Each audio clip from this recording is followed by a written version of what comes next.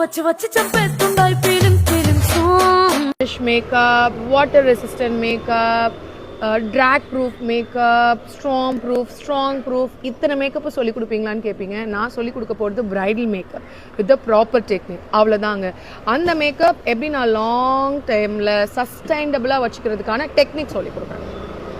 High and brands எதுக்காக மெயினாக வந்துட்டு நம்ம பேசிக்காக நம்மளோட மேக்கப்பில் வந்து அப்கிரேடில் சொல்லி கொடுக்குறோன்னா, இப்போ வர கிளைண்ட்ஸ் வந்து they don't want the basic products. அவங்களுக்கே எல்லா பேசிக் ப்ராடக்ட்ஸும் தெரிஞ்சிருச்சு. ஒரு எல்லைகளோட கன்சிலர் எப்படி யூஸ் பண்ணணும், அண்ட் அதே மாதிரி மெப்ளின் எப்படி யூஸ் பண்ணணும், மேக் எப்படி யூஸ் பண்ணணும், பாபி ப்ரௌன். ஸ்டில் நம்ம அதுலேருந்து இன்னும் கொஞ்சம் அப்கிரேடடாக போர்ட்ஃபோலியோ இல்லாமல் நீங்கள் எப்படி உங்கள் பிரைட்ஸ்க்கு ப்ரூவ் பண்ணுவீங்க நீங்கள் அப்கிரேட் ஆயிருக்கீங்கன்றது. அப்போ தான் அப்கமிங் பிரைட்ஸ் உங்களை வந்து புக் பண்ணுறப்போ okay she doing this kind of look, அப்போ நம்ம ஏன் உங்களை அப்ரோச் பண்ணக்கூடாதுன்னு பண்ணுறதுக்கு போர்ட்ஃபோலியோ இஸ் வெரி இம்பார்ட்டன்ட். நான் ப்ரொமோட் பண்ணல. அண்டர் பெயிண்ட் மெத்தடுன்றது வந்து இட்ஸ் ஓல்ட் டெக்னிக் மெத்தட். நீங்கள் எத்தனை வருஷத்துக்கு முன்னாடியே இந்த மெத்தட் இருக்குன்னு பாருங்கள்.